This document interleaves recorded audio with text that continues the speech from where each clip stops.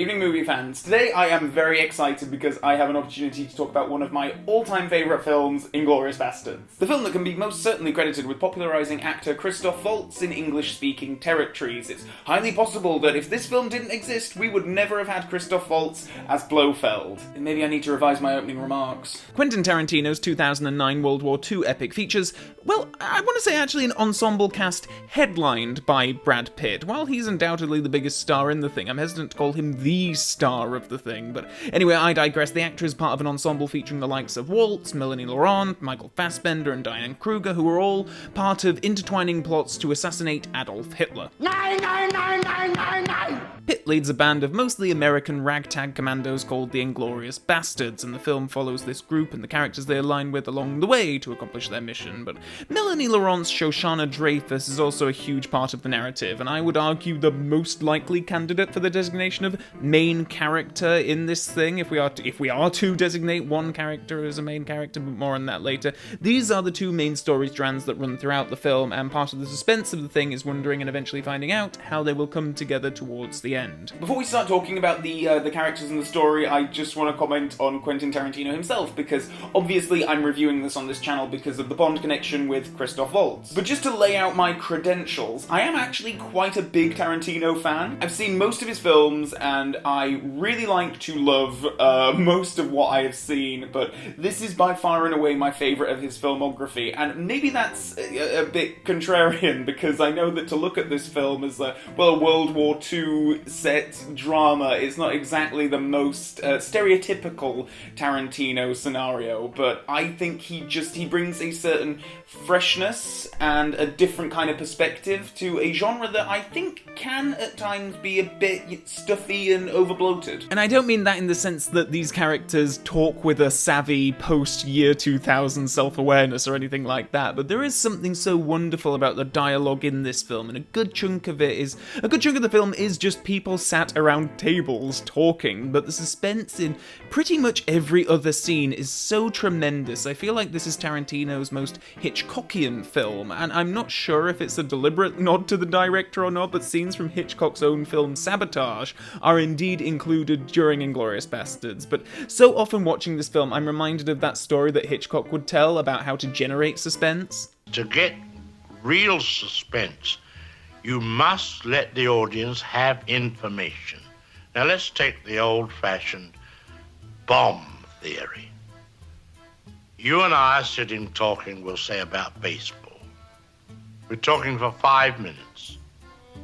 Suddenly a bomb goes off, and the audience have a 10-second terrible shock.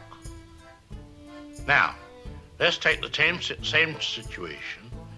Tell the audience at the beginning that under the table, and show it to them, there's a bomb, and it's going to go off in 5 minutes. Now we talk baseball. What are the audience doing? They're saying, don't talk about baseball. There's a bomb under there.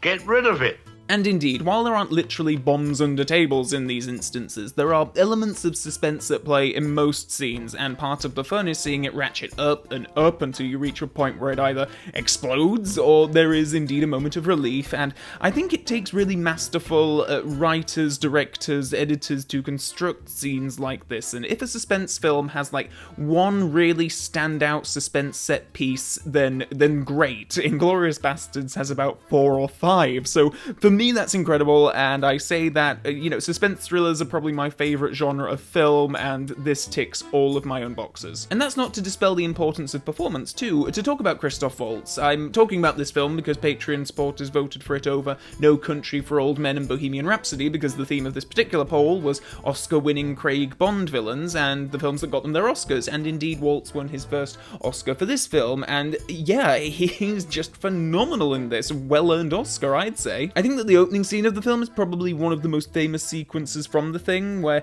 his Hans Lander character rocks up at a farm and slowly begins to pressurize the farmer into revealing whether or not he is secretly harboring a Jewish family in his own home. It's a powerful scene, again, so perfectly constructed, the dialogue, the moments of humor that are there to break the tension. I love it when Waltz asks if he can smoke his pipe, and he pulls out this ridiculously extravagant thing in contrast with the farmer's like tiny little pipe that he's got. It's so great. great. I'm definitely on record as not being a huge fan of Christoph Waltz's interpretation of Blofeld, but I can totally see how anyone watching this film, a casting agent, a director, a producer, would think, oh yeah, you know what, we need a villain for this film, that's the guy who can give us a convincing villain. The way he can just expertly straddle that line between affability and being absolutely terrifying is magnificent, but clearly he needs the writing, the directing, the editing to accentuate this. It's a fascinating thing comparing his performances as these two villains and just how an actor can do... He can be doing more or less the same thing in both of these parts, and yet it feels so different, and the level of success is so varied. I'd also be remiss, of course, not to mention that his Spectre and No Time to Die co-star, Lea Seydoux, makes a very small appearance as the farmer's daughter in this, leading you to wonder whether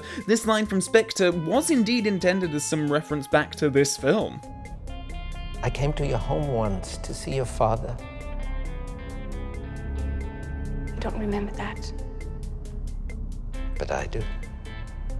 And just while I'm on the subject of Bond stars being in this, Ludger Pistor, who appeared in Casino Royale as Mr. Mendel, is also here in a small role. I mean, this thing is just littered with Craig-era co-stars. Anyway, while the opening scene is totally Waltz's to own, it does also introduce us to Melanie Laurent's Shoshana Dreyfus, who I'd identify as the main protagonist, or at least she's the hero character that I'm certainly most invested in seeing triumph throughout the course of this thing.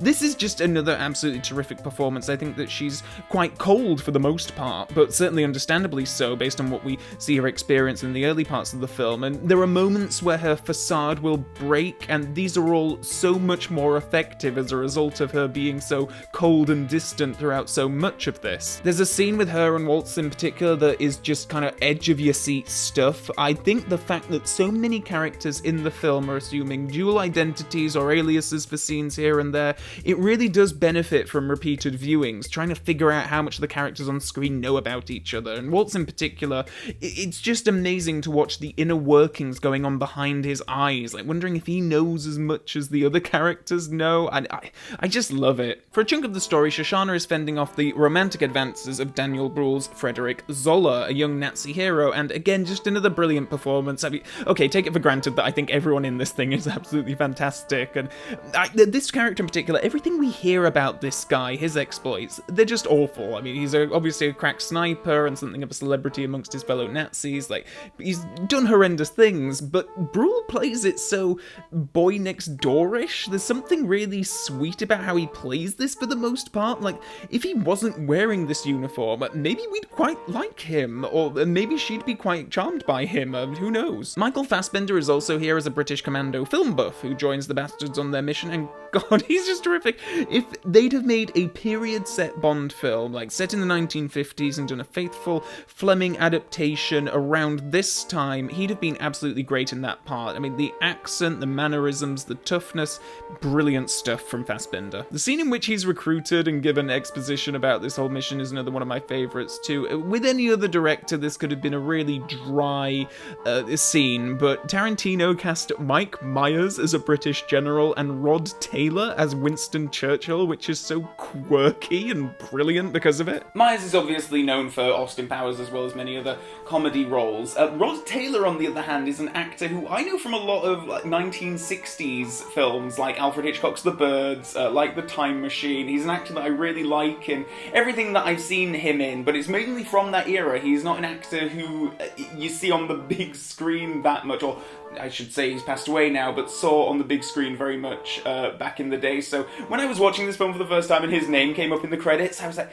it can't be that Rod Taylor, can it? And indeed it is, and I was just super happy to see him making an appearance in this film. Diane Kruger is here as German actress turned spy Bridget von Hammersmark, and just another standout, just perfect bit of casting, and someone who I'd love to have seen in a Bond film, actually. Hopefully there's still time for that to actually happen. I think she'd have been great, and she has some of my very favourite lines in this film. Y'all like climbing mountains, don't you? I don't. I like smoking, drinking, and ordering in restaurants. But I see your point.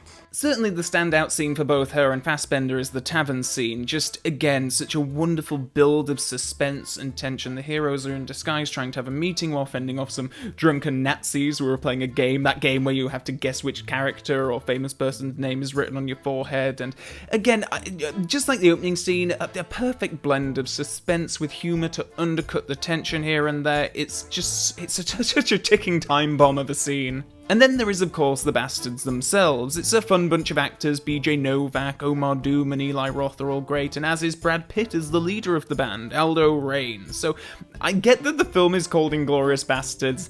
These guys are kind of the whole reason we even have this film, so it does feel a bit odd when I come away from the thing, feeling like I'm a bit more invested in Melanie Laurent, in Michael Fassbender, in Diane Kruger, and Christoph Waltz than this band of soldiers. Don't get me wrong, I like them all very much, but if there is a sequence in the film that I'm perhaps less enamored with, it's the one that introduces the Bastards towards the start of the film. Perhaps it's because it isn't the same kind of, it doesn't have the same suspense at play like so many of the other sequences in the film do, nor does it have the emotional investment of Shoshana's story, nor just the amusing sight of Mike Myers and Rod Taylor playing British dignitaries. That being said though, later on in the film, particularly during the build-up to the finale, when a group of the Bastards are attempting to infiltrate the premiere as Italians, I find them so funny in that scene, and just great, like, comedic performances. I love Brad Pitt's American gung-ho bravado. Like everyone else in this film, he is just perfectly cast and delivering a great performance, but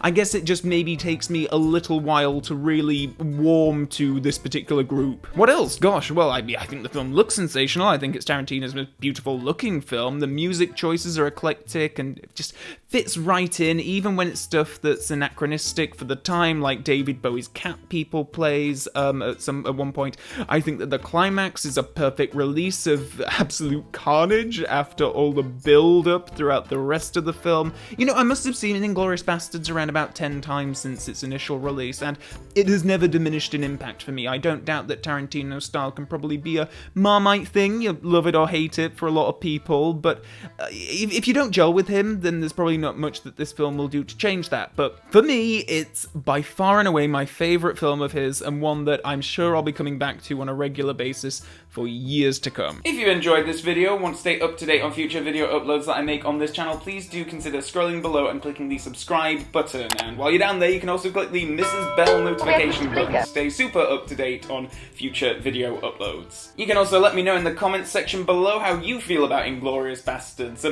I think most people are quite positive about this, but are there any people out there who think that it's, you know, by far and away not Tarantino's best work? Please do let me know your thoughts on the film in the comment section below. And as well as that, what else can you do? Well, I guess you can like this video if you have liked it indeed. And then also below there are links to my various other social media pages, including my Twitter page, which I'm very active on, my Facebook page, my Instagram page, and my Patreon page as well. You'd think I'd have the hang of this after doing this at the end of every video, but even to this day I surprise myself. With all that being said, and until next time, movie fans, so long for now.